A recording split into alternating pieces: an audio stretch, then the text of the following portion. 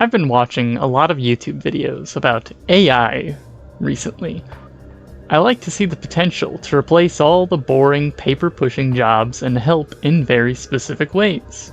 But can see how leaders of capitalism are going to try and replace everyone with AI until even the meaningful parts of life, filled with art, are devoid of any personality.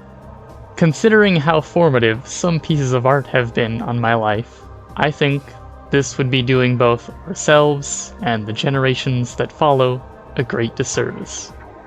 In honor of great art, I would like to dedicate this video some of the most incredible pieces of art that have influenced the way that I view games, entertainment, and life in general.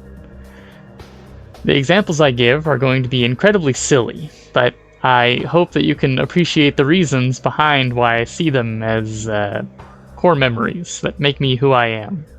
I've seen some incredible art in the last few years, but it feels a bit too recent to be formative for a lot of it. So I'll mostly be talking about stuff that I experienced farther back, but still appreciate to this day. I don't have a particular order for which of these four things are more important than the others, so I'll go in chronological order. I don't really intend for this video to be a review of these things necessarily, more so a look at why I think these beautiful works of art have persisted in my mind for so long. Part 1. Metroid Prime. Specifically, the first game. I can pretty confidently say Metroid Prime is my all-time favorite game. I had a tradition where I had to beat the game at least once each year. The game isn't particularly hard, and I got really good at it, so it usually only take me 2 or 3 afternoons. It was more about the experience. I always look back at Metroid Prime as the example of about how realistic a game's graphics can get before you get diminishing returns. Sure, if you look at some of the environments or creature models closely, you will see flaws, but in general, the game has a phenomenal aesthetic. Style trumps realism 100% of the time, and game companies only trick you otherwise to sell more hardware. The lush and vibrant town overworld is teeming with vegetation, water, and life. The dry and desiccated ruins of the Shoujo, filled to the brim with environmental storytelling to teach you about the world without ever reading a lore entry. The serene white blanket of snow over Phendrana drifts. The intense and dangerous lava-filled cave systems of Magmoor. The foul and corrupt technological fortress of the Phazon Mines. Every step of the way will have an incredible ambient soundtrack that cements these locations in my brain forever. I'd played a lot of good games up until that point. Mario Kart Double Dash, Mario 64, Cash Banuka. But all those games just felt like entertainment. None of them really felt the same as Metroid Prime. Metroid Prime made every wide-open space feel like a canvas that the level and world designers worked in tandem to make a cohesive story and gameplay experience. The statue of the Shoujo were incredible, persistent relics that existed throughout the game that you would regularly need to interact with in order to progress through the game. The game was designed to be played by a snot-nosed kid like me, but the game made me feel like the Shoujo had left a trail of breadcrumbs for Samus to follow through the world, to learn and grow powerful enough to defeat the calamity that befell their paradise. I love every aspect of this game. The creative ways you interact with your environment, traverse the alien world, the alien creature designs that I've used time and time again in my Pathfinder games.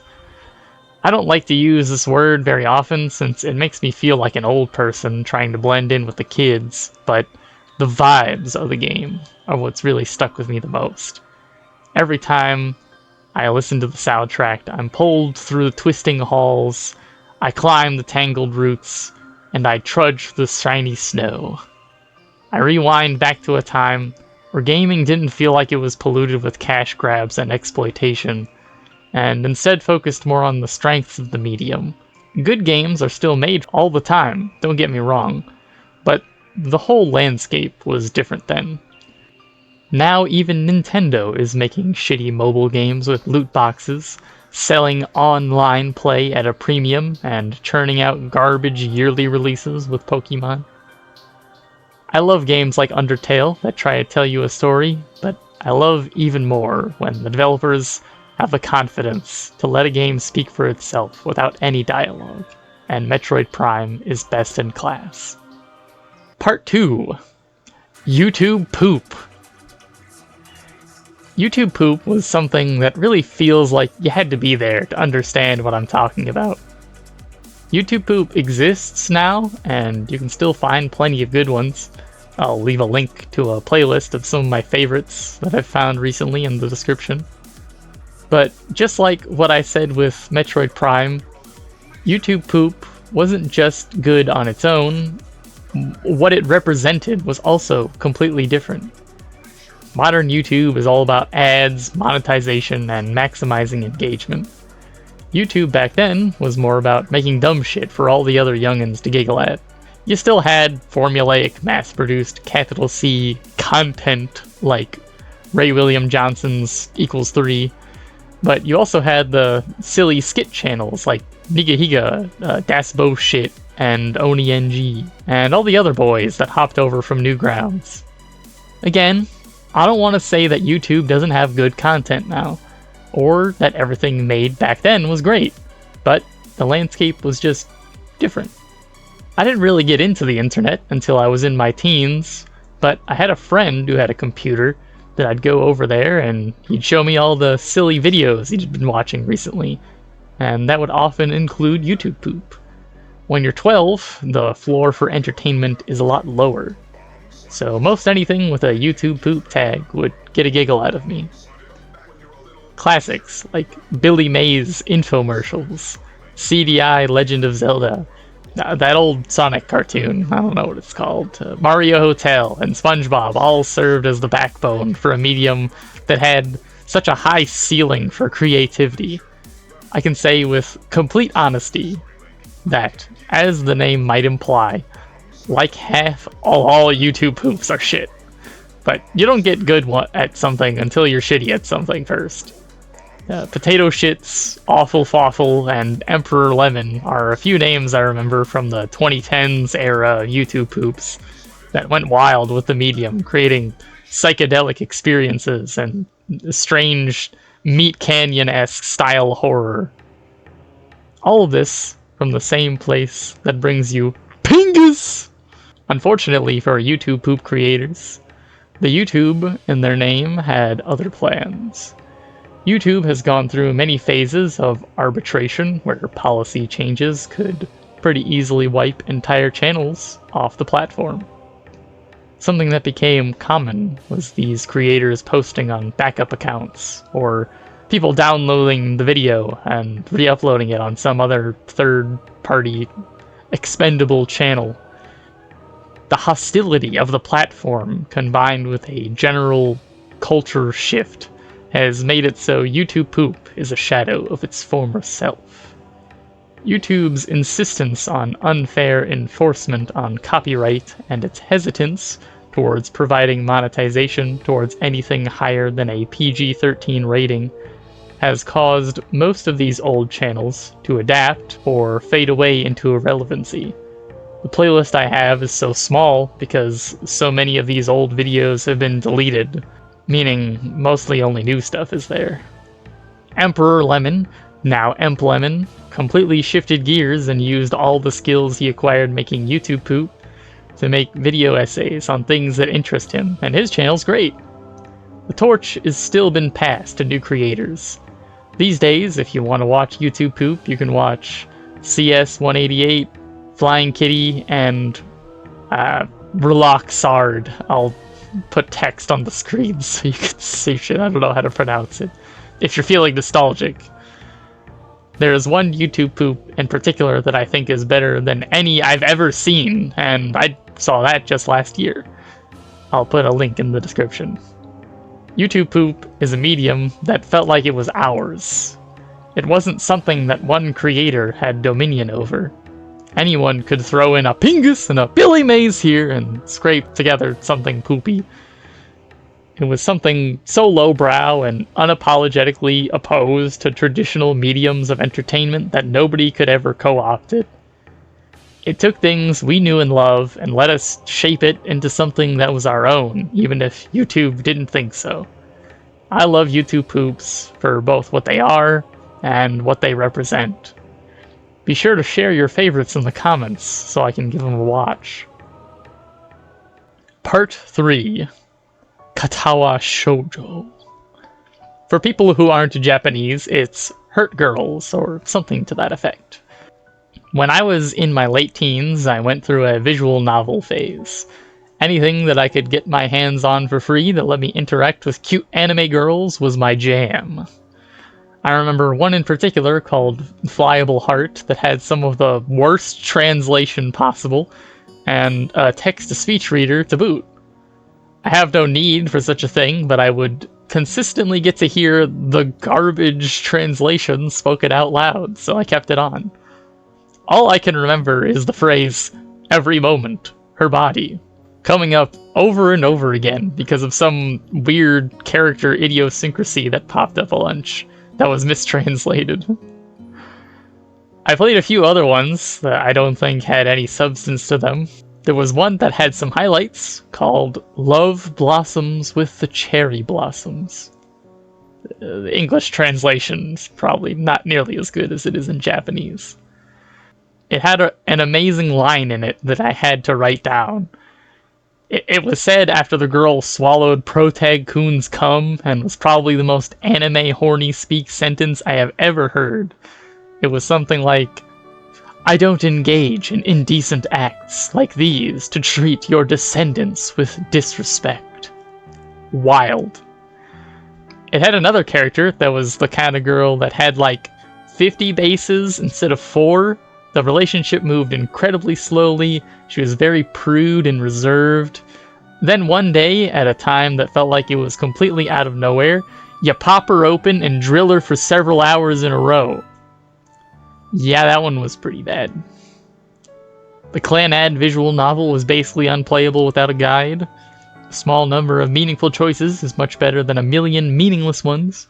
Song of Saya was an experience. One that my brain usually represses until I listen to the OST. It's horrible in all the right ways, but I've rambled long enough. This is all to say that I've waded through some of the slop to find the gems, and Katawa Shoujo is absolutely one of them. As you can probably tell from some of the previous entries I've touched on, despite visual novels being a medium primarily dedicated to storytelling, a lot of the time, the girls you're interacting with don't really get fleshed out much, which can make things feel particularly awkward once the clothes come off. Often these games don't really see these characters as people, only as a means to the end of gratifying their customers. It doesn't feel like you earn any of the attachment you receive from the girls in these stories. Katawa Shoujo does a good job at letting you experience the lives of the ladies you interact with, and the idiosyncrasies that come from their disabilities, like being blind, deaf, or missing limbs. It's not just some etc. feature like hair color, height, or something like that. It's a core part of them.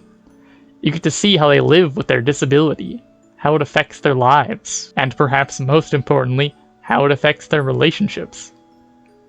The pacing of how you grow close to each girl is done well, as you go from people who go to the same school, to friends, to close friends, to more than friends, to intimate lovers. Each step has memorable moments with each character. It's amusing and intimate when the blind girl, Lily, asks to feel your face so she knows what you look like. It's a level of intimacy that is literally impossible to recreate unless you are blind. There's the moment with Emmy where, when life gives you lemons, anal. If you know, you know. It's kind of sad to say now, but this game helped me see women not just as pieces of meat to be hunted for, but as people. It took everything that I had gotten used to in a visual novel and made me realize all the harm I'd been done. There was one moment in particular that hard punishes you for treating it like other visual novels. During the Shizune plot line, there's another important character that translates for you because, well, Shizune is deaf. And you can end up in an awkward scenario where the game essentially lets you force yourself on the translator. The game frames this in a way that makes you deeply uncomfortable and gives you one of the few game over scenarios. It also helped me see the disabled as more than just a bother or a tax on society.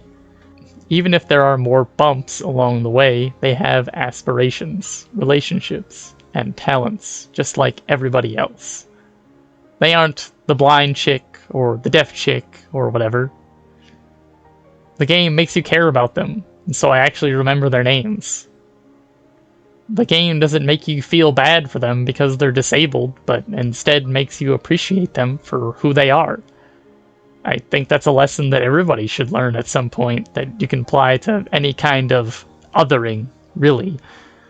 All the isms and phobias like racism, sexism, and in the modern era, transphobia. Being able to see those that aren't in your immediate family and friend group as people, whether it's a guy who's speeding past you on the highway or someone fighting in a war in a country on the other side of the world, it's easy to forget that they are people too. Maybe that guy is speeding to be there with his wife to give birth at a hospital. Maybe that war is happening because America ruined that country 40 years ago and the dictator they put in made the country suck, so they want to take it back. Everybody other than you has an entire lifetime of stories that you know nothing about. Katawa Shoujo definitely isn't the reason why I think this way, but it definitely sowed the seeds during my formative years. Got me started on treating more people as humans instead of NPCs that I base my entire idea of them off of a few details. Katawa Shoujo made me feel things I had never felt before. And do you hear that soundtrack? Oh my god. This music will hit you in your soul during some of the most heart-wrenching and heartwarming scenes in it. This game was made by a bunch of dweebs on 4chan. Yes, the hacker, 4chan. You can find old archives of posts, people shooting potential character designs back and forth over the same forum that people use to shitpost and post their rare frogs. Believe it or not, there's plenty more to the website than hate, rage, and trolling. Remember, don't judge a book by its cover. TLDR, if you're interested in visual novels, download Katawa Shoujo. itch.io link in the description. Side note, some good visual novels that I've played somewhat recently are Class of 09 and I Love You, Colonel Sanders. Both are for the meme value rather than being anything of emotional substance. Though I do think that Class of 09 has similar kinds of teaching capabilities for what it's like to be a woman. Part 4. Spongebob! No, not really. I love Spongebob, and I think that its continued cultural relevancy is a testament to how great it really was. But I can't say in earnest that it really changed me as a person. Part 4. This hoodie. Yep, thank you, Relax, for the lovely design. I could really choose any number of things to fill this slot. The anime Welcome to the NHK, my League of Legends teammates, Dark Souls enthusiasts, or my best friends. The basic mantra of, you suck, get good, is something that on the surface seems like a meme, but at its core, I think, holds a lot of value. Consider this. Elon Musk brags about how he is so amazing at everything, all the time, but when he actually shows off what he can do, he's nowhere near where he says he is. perfect example cropped up recently where he basically played the new Path of Exile 2 game with a boosted account on stream. Makes a ton of basic errors, doesn't use loot filters, lol, and in general doesn't seem to know a lot about the game despite being a quote-unquote top 10 player. You can watch a video where Quinn talks about it using a link in the description if you want to see for yourself from a real gamer's POV. How are you so far up your ass that you can't just admit that you aren't amazing at everything you do? You suck! Noob team! I hear my team cry out for the 1000th League of Legends game in a row. I'm not saying there aren't people out there who are getting beat down by the trash elo system and should be higher, but let's be real. Anybody with even the smallest degree of skill would not be struggling to win in a silver game. Full stop. I peaked Diamond 5 all the way back in Season 6 when they still called it by a number instead of a year to hide how long you've been playing this game. I never really felt a desire to go higher than that. After being in piss low for years before, I tried honestly, and I got to Diamond in under 200 games. I'm not trying to say that I'm a pro at the game, but rather showcasing that if you are at least decent at the game, it doesn't require nearly as much effort to hit high ranks as you might think. Your noob team is not the constant in all this. You are the one that is not winning your games. You suck. This noob team attitude persists through so much of life that if you become aware of it, you see it everywhere. Politicians blaming immigrants for their failures to lead the nation. CEOs that fire hundreds of employees instead of taking pay cuts when their decisions lead the business astray. Parents making excuses for their poor parenting when their kids were little. Dog parents do the same thing too. Old people looking past all the flaws that the age they lived in had to determine with absolute certainty that specifically when they were young, the world was better. How many people do you think have thought that? You can read ancient clay scribbles of boomers complaining about young people from thousands of years ago. A quick search and some dubiously dated sources date back over 4,000 years. Why does your time period have to be better? What made the presidents during your time so great? You suck! People need the reality check. You suck. It might be sad to accept it, but it is fact. Experts on various fields will read through a newspaper blissfully unaware of the inaccuracies. But the moment a topic they know about comes up, they point out all the falsehoods and misrepresentations. Then turn the page to appreciate all the juicy info on the next page. It's called the Gell-Mann amnesia effect. It requires many hours of practice and training to truly get good. It's okay to be bad at something. More importantly, it's okay to admit to yourself and others that you are bad. It's an almost automatic response for people to make up some kind of excuse why they are bad. I still catch myself. If you truly believe that you are amazing and never make any mistakes, then you will never improve. The moment that you admit you suck, suddenly you open the door to maybe sucking a little less at first. And then you get good. And maybe you can even become exceptional at something. Being bad at something is just the first step at becoming good at something. Rejoice, my friends. You suck. Each step has memorable moment. Each step has memorable moment. Each steps... Witness me sucking in real time. Thanks for watching. If you'd like to hear me ramble about a specific topic, leave a comment and I'll consider it for a future video. Subscribe if you want to see it. I love talking about game design in general, with a focus on tabletop role-playing games. I have links for Twitter, Blue Sky, Discord, and the Knickknacks official website in the description, so you can start playing right now.